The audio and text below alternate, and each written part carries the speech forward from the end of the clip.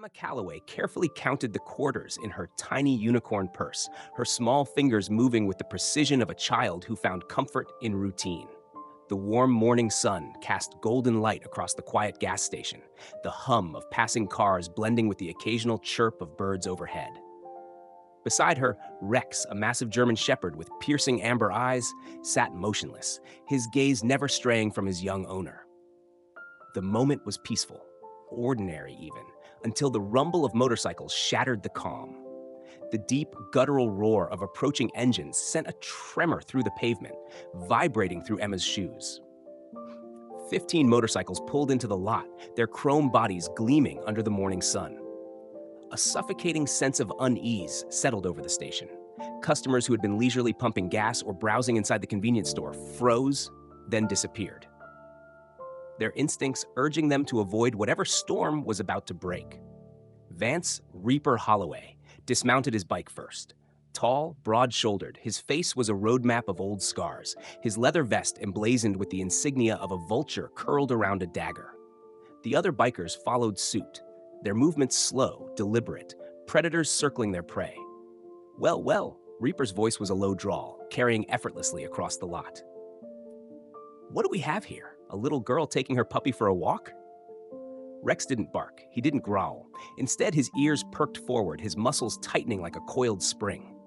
The shift in his posture was subtle, but several of the bikers hesitated, stepping back ever so slightly. Reaper didn't. He lunged, his hand shooting out, clamping around Emma's delicate wrist with bruising force. In our town, he sneered, tightening his grip, little girls pay a toll. Everything slowed. Emma didn't cry. She didn't scream. She didn't even struggle. Instead, she lifted her free hand, 3 fingers extended, then curled inward in a fluid motion. It was instant. Rex transformed. His body stiffened into absolute stillness. His breathing slowed, his eyes locked onto Reaper with an unnatural intensity. His entire being radiated the quiet, terrifying focus of a trained hunter. For the first time, Reaper hesitated. "Control your mutt, kid," he growled. Emma met his gaze, her voice steady despite the fear in her eyes. "He's not a mutt," she said, barely above a whisper, "and he's not the one you should be worried about." The sound of engines filled the air again, but this time it wasn't the deep, guttural rumble of Reaper's vultures. It was something far more disciplined, a formation moving with military precision. The moment Reaper's hand clamped down on Emma's wrist, she had made a call.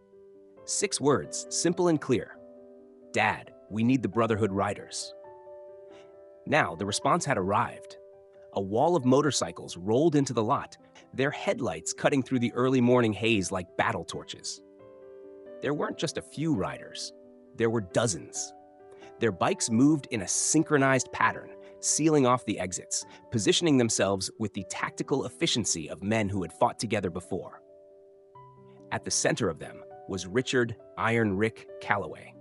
He dismounted slowly, removing his helmet with a controlled, deliberate motion. His silver-streaked hair caught the light, but it was his eyes that commanded attention, sharp, unyielding, the eyes of a man who had seen war and survived it. His leather vest bore no flamboyant patches, no symbols of rebellion, just a simple American flag and an old faded unit insignia from a war most people had long since forgotten. Reaper recognized the insignia immediately. His sneer faltered.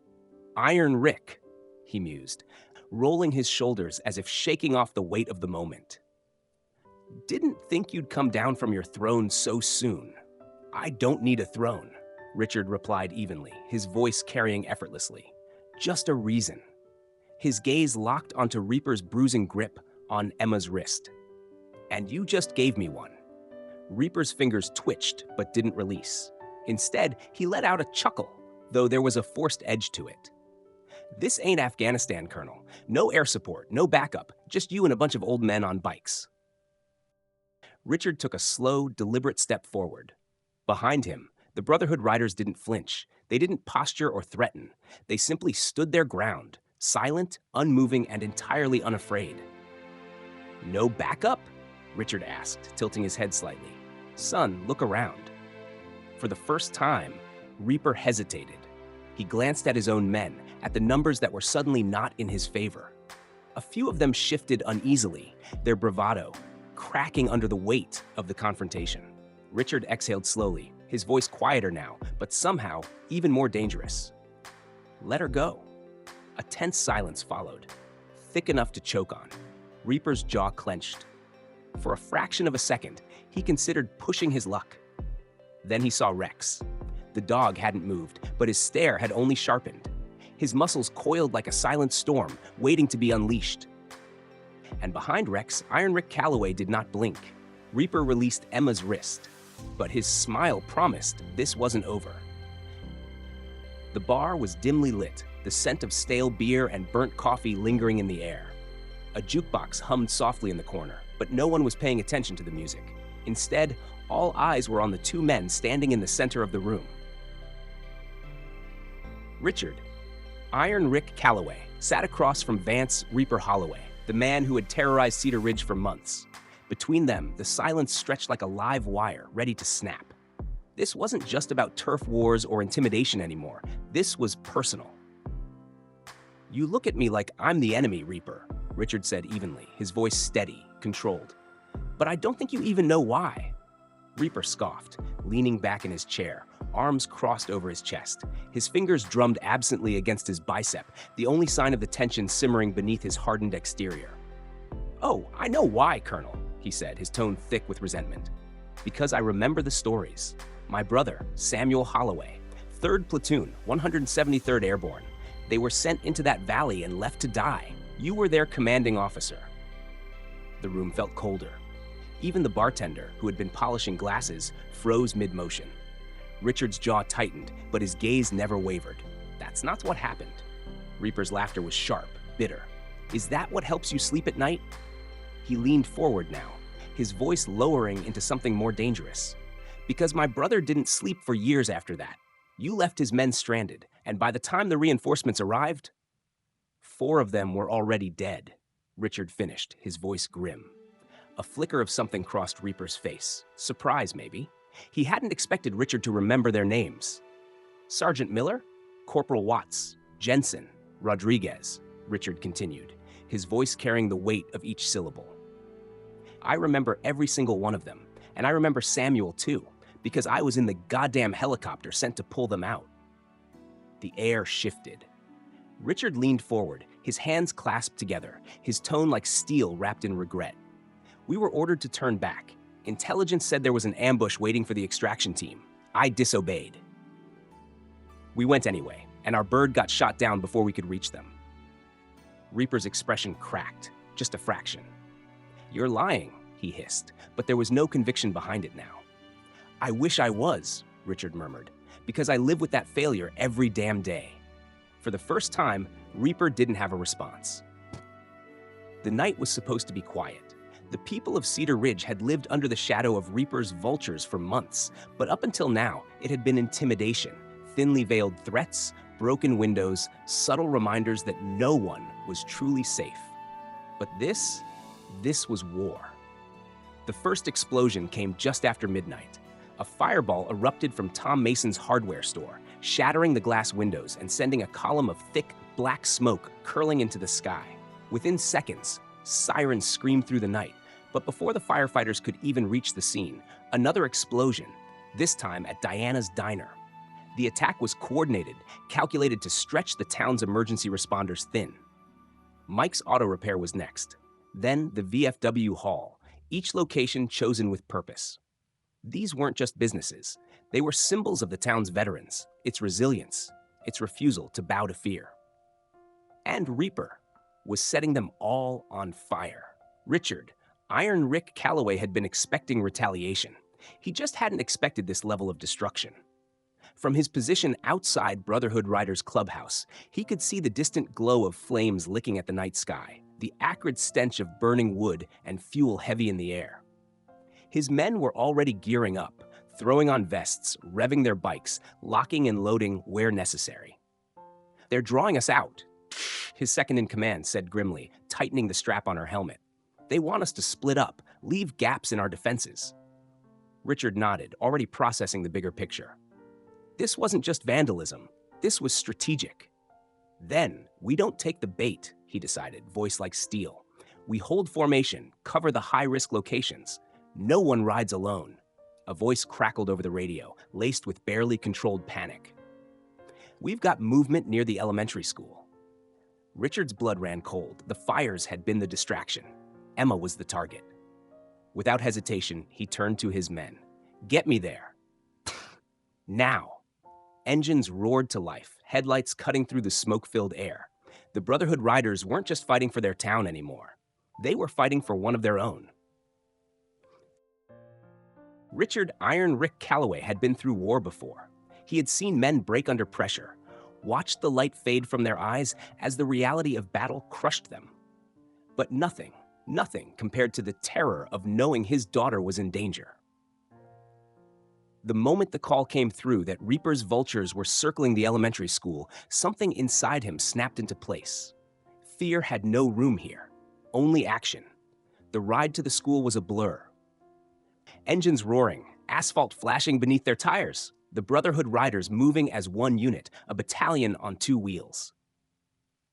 Richard didn't speak. He didn't have to. His men felt the shift, the lethal focus in his movements.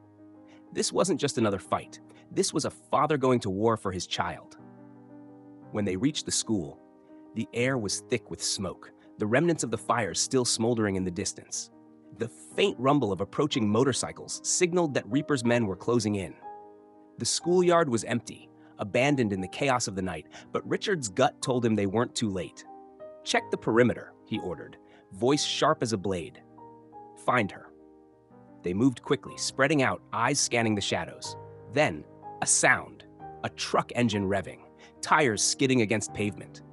Richard turned just in time to see it. A black pickup barreling down the street, Emma in the back seat, Rex pressed against her protectively. "Emma!" he bellowed, already throwing himself onto his bike. She saw him, wide, terrified eyes locked onto his. But before she could react, the truck swerved sharply, accelerating into the night. Richard didn't hesitate.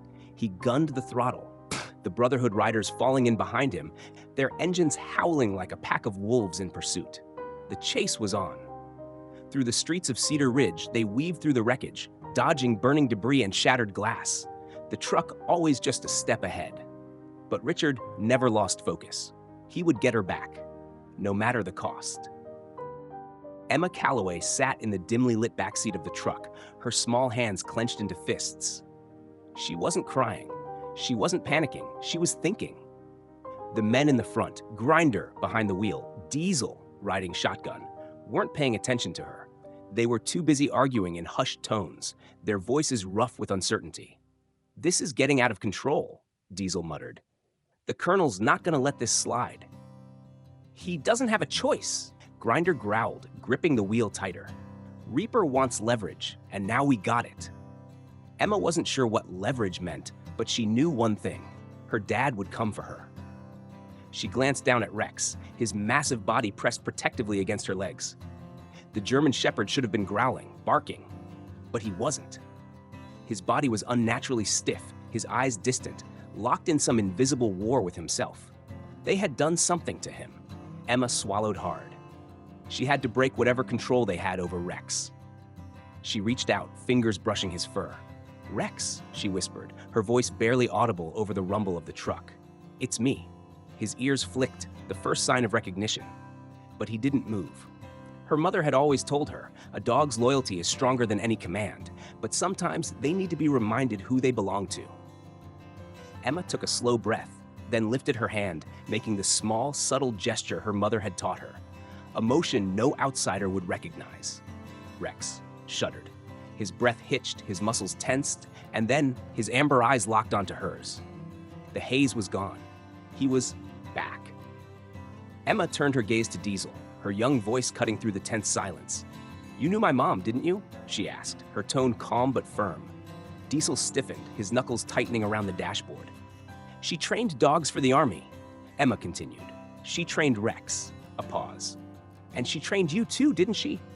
Diesel exhaled sharply, eyes flicking to the rearview mirror. For the first time, Emma saw hesitation. She had found her opening. Now she just had to push it wide open. The air inside the warehouse was thick with tension. the low hum of motorcycles idling outside underscoring the impending storm. Reaper paced like a caged animal, his fury barely restrained as he gripped his phone in one hand, his other curling into a fist at his side.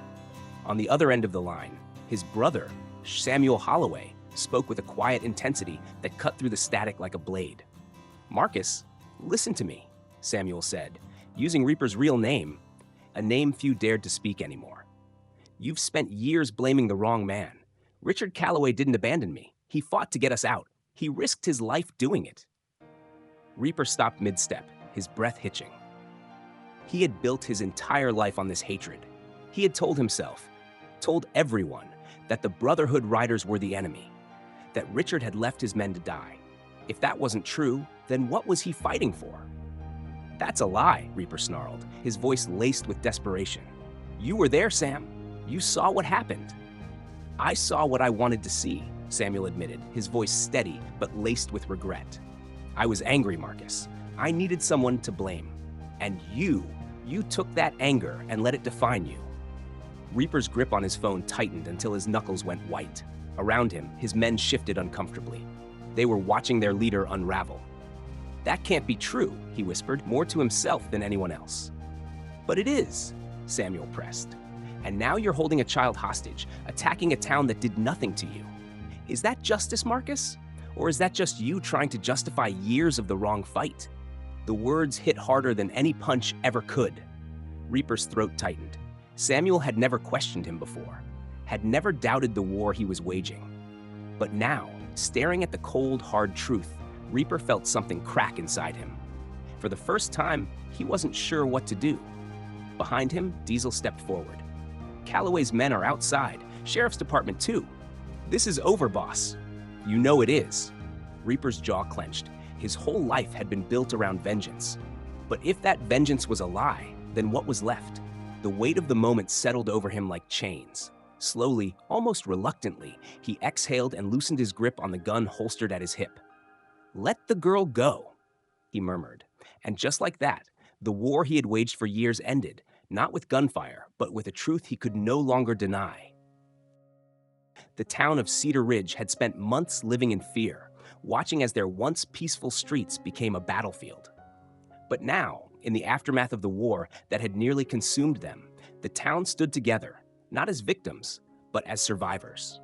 The morning sun cast long shadows over the burned-out remains of Mason's hardware store, where neighbors worked side by side, clearing debris and hammering new boards into place. Veterans and former Reaper's vultures stood shoulder to shoulder, silent proof that change, though hard-fought, was possible. At the center of it all, Richard "Iron Rick" Calloway and Samuel Holloway faced each other. Two men once bound by war, now connected by something far more powerful: understanding. Samuel, still in his wheelchair, watched as Richard helped a group of men reinforce the diner's front entrance. He cleared his throat.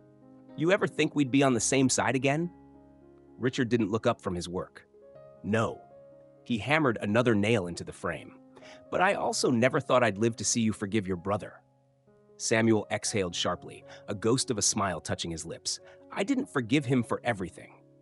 He turned his gaze toward the jailhouse, where Marcus Reaper Holloway sat in a cell, awaiting trial. "Some things can't be undone," Richard nodded, setting his hammer down and wiping his hands on a rag. "No, but they don't have to define the rest of his life." Nearby, Emma Calloway stood with Rex, demonstrating basic training commands to a group of children. The Catherine Calloway Canine Training Center had just been officially opened, a tribute to the mother Emma barely remembered but honored every day. Max had recovered from his injuries, and now he served as the center's senior working dog, his amber eyes watching over Emma as faithfully as ever. Sheriff Roberts, standing beside Diana outside the diner, took in the scene. The laughter of children, the quiet conversations between people who had once been enemies, the unmistakable sense that something had changed.